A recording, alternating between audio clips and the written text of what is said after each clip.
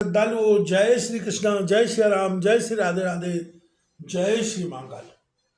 इस प्रवचन में आपको श्रवण कराएंगे भगवती की कृपा से निमि को मनुष्यों के नेत्र पलकों में वास स्थान मिलना तथा संसारी प्राणियों की त्रिगुणात्मक कथा का वर्णन। व्यास जी बोले, जब निमि को वशिष्ठ जी ने शाप दे दिया तो राजा के द्वारा यज्ञों में वर्ण किए गए विप्र और ऋत्वज विचार करने लगे। अहो, यज्ञ में दीक्षित ये धर्मनिष्ठ राजा शाप से दग्ध हो गए हैं और यज्ञ भी अपूर्ण ही रह गया है।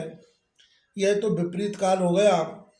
भवितव्यता के अवश्य होने के कारण इसका निवारण करने में हम असमर्थ हैं। तब उन महात्मा राजा की देह को ऋत्वजों ने अनेक प्रकार के मंत्रों से सुरक्षित रखा। उनकी श्वास गति से चल रही थी। मंद शक्ति से उनकी निर्विकार आत्मा को देह में प्रतिष्ठित करके ऋत्वजनों ने उसे अनेक प्रकार गंध मरुड़ आदि से सुपूजित कर रखा था। यज्ञ के संपूर्ण होने पर वहाँ सभी देवगण आए। ऋषियों ने उन सब की स्तुति की, जिससे वो बहुत प्रसन्न हुए। मुनियों के द्वारा राज्य के विषय में समस्त बातों को जान लेने पर इस स्तोत्रों से संतुष्ट देवों ने दुखी मन वाले विदेह राजा से कहा, हे सुवृत, हम प्रसन्न हैं, वर मांगिए।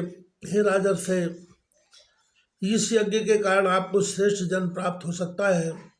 देव शरीर अथवा आपके मन में जो इच्छा हो उसे आप प्राप्त कर सकते हैं, जैसे कि आपके पुरोहित वशिष्ठ मृत्यलोक में सुख पूर्वक रह रहे हैं। उनके ऐसा कहने पर निमि की आत्मा ने परम संतुष्ट होकर उनसे कहा कि हे श्रेष्ठ देवगण, सर्वथा विनष्ट होने वाली इस देह में मेरी रहने की इच्छा नहीं है। संपूर्ण प्राणियों की दृष्टि में मेरा निवास हो, जिसमें से वायु रूप होकर समस्त प्राणियों के नेत्रों में विचरण करूं। उनके ऐसा कहे जाने पर देवताओं ने निमि की आत्मा से कहा, हे महाराज, आप कल्याणकारिणी तथा सबको ईश्वर भगवती की आराधना करें। आपके इस यज्ञ से प्रसन्न होकर वे आपका अभीष्ट अवश्य पूर्ण करेंगी। देवताओं के ऐसा कहने पर उन्होंने अनेक प्रकार के दिव्य स्तोत्रों द्वारा भक्तिपूर्वक गदगद वाणी में देवी की प्रार्थना की तथा प्रसन्न होकर देवी ने उन्हें साक्षात दर्शन दिया। उनके उस लावण्यता से दीप्तिमान रूप को देखकर सभी कृतकृत हो गए। देवी के प्रसन्न हो जाने पर राजा ने वर मांगा, मुझे वह विमल ज्ञान दीजिए जिससे मोक्ष प्राप्त हो जाए तथा समस्त प्राणियों के नेत्रों के पलकों में मेरा विश्वास हो जाए। तब प्रसन्न हुई जगदम्बा ने कहा, तुम्हें विमल ज्ञान प्राप्त होगा, परंतु अभी तुम्हारा प्रारब्ध शेष है। समस्त प्राणियों के नेत्र में तुम्हारा निवास भी होगा। तुम्हारे कारण ही प्राणियों के नेत्रों में पलक गिराने की शक्ति होगी। तुम्हारे निवास के कारण ही मनुष्य, पशु तथा पक्षी निमिष पलक गिराने वाले तथा देवता अनिमिष पलक न गिराने वाले होंगे। इस प्रकार उस राजा को वर देकर वरदानी अंतर्ध्यान हो गई। देवी के अंतर्ध्यान हो जाने पर उपस्थित मुनिगण निमि के शरीर को ले आए और पुत्र प्राप्त आदि के लिए उन अनणी काष्ठ रखकर वे महात्मा मंत्र पढ़कर मंत्र होम के द्वारा निमि के देह का मंथन करने लगे। अरणी के मंथन से एक सर्व लक्षण संपन्न पुत्र उत्पन्न हुआ।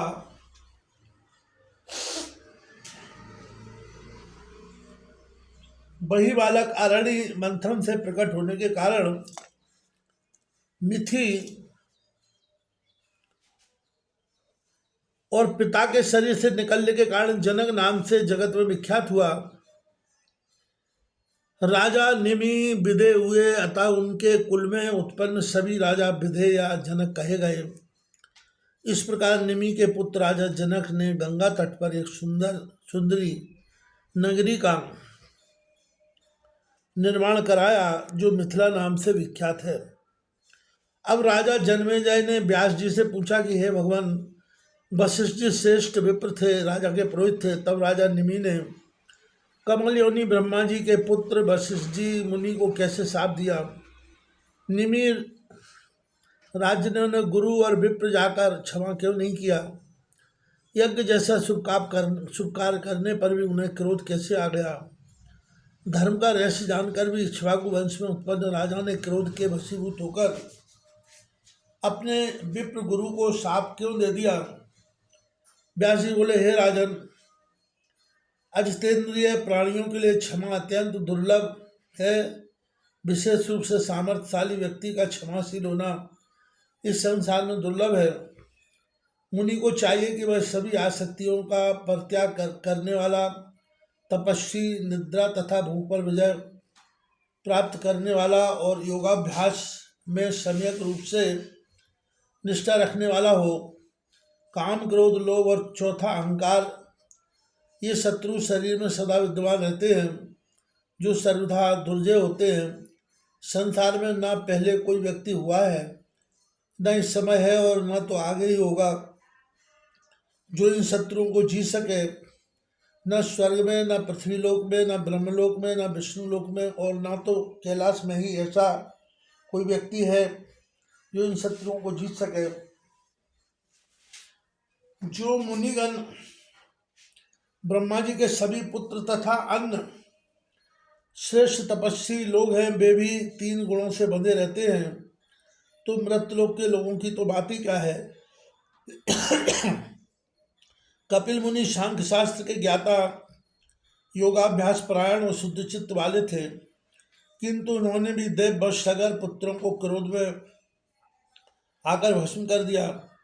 अतः हे राजन, क्रोध कारण स्वरूप अहंकार से ही यह त्रिलोक उत्पन्न हुआ है, तो फिर मनुष्य उससे विमुक्त कैसे रह सकता है। ब्रह्मा, विष्णु और शिव भी त्रिगुण से बंधे हुए हैं। उनके भी शरीर में गुणों से पृथक पृथक भाव उत्पन्न होते हैं। जब एकमात्र सत्य प्रधान देवता की भी यही स्थिति है, तो फिर मनुष्यों की क्या बात। गुणों का शंकर मेल सर्वत्र विद्वान है। कभी सत्वगुण की वृद्धि होती है, कभी रजोगुण की, तो कभी तमोगुण की वृद्धि हो जाती है। वे परमात्मा निर्गुण, निर्लेप, अविनाशी, सभी प्राणियों में आलस, अप्रमेय और सनातन है। उसी प्रकार परम शक्ति भी निर्गुण ब्रह्म में स्थित अल्प बुद्धि प्राणियों के द्वारा दुर्जय समस्त प्राणियों की आश्रय में है। परमात्मा और पराशक्ति उन दोनों में सदा से एक है।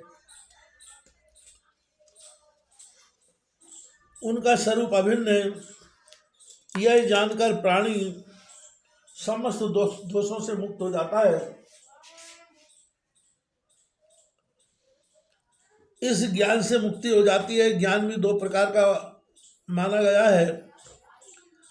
प्रथम शाब्दिक ज्ञान बुद्धि की सहायता से वेद और शास्त्र के अर्थ विज्ञान द्वारा प्राप्त हो जाता है।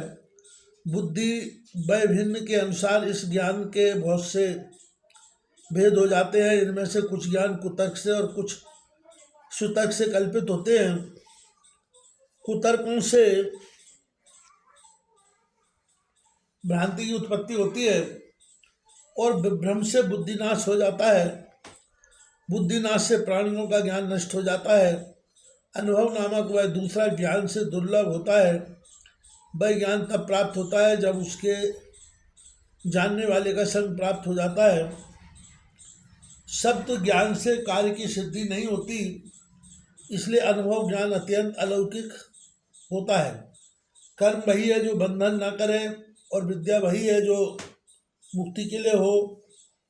अन्य कर्म तो मात्र परिश्रम के लिए होता है, तथा दूसरी विद्या तो मात्र शिल्प संपन्न कौशल है। शील, परोपकार, क्रोध का अभाव, क्षमा, धैर्य और संतोष, यह सब विद्या का अत्यंत उत्तम फल है। हे भूपते, विद्या, तपस्या अथवा योगाभ्यास के बिना काम आदि शत्रुओं का नाश कभी नहीं हो सकता। जबकि मन चंचल और स्वभावताती दुर्ग्रह होता है। तीनों लोकों में तीनों प्रकार के प्राणी उसी मन के वश में रहते हैं।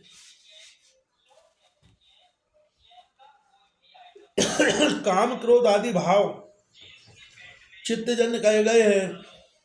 ये सब उस समय उत्पन्न नहीं होते जब मन पर विजय पाली जाती है। इसलिए निमि ने मुनि को उस प्रकार क्षमा नहीं किया जिस प्रकार ययाति ने अपराध करने पर भी शुक्राचार्य को क्षमा कर दिया था। पूर्व काल में भृगुपुत्र शुक्राचार्य ने ययाति को शाप दे दिया था, लेकिन राजा ययाति ने क्रोधित होकर मुनि को शाप नहीं दिया और स्वयं वृद्धावस्था को स्वीकार कर लिया। हे राजन, कोई राजा शांत स्वभाव और कोई राजा क्रूर होता है। स्वभाव में भेद होने के कारण इसमें किसका दोष कहा जाए। पूर्व काल में हय्य वंशी क्षत्रिय ने ब्रह्म हत्या जनित पाप और उपेक्षा करके धन के लोभ से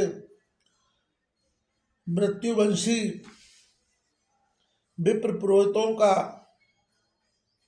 कोपाविष्ट होकर मूलोच्छेद कर दिया था।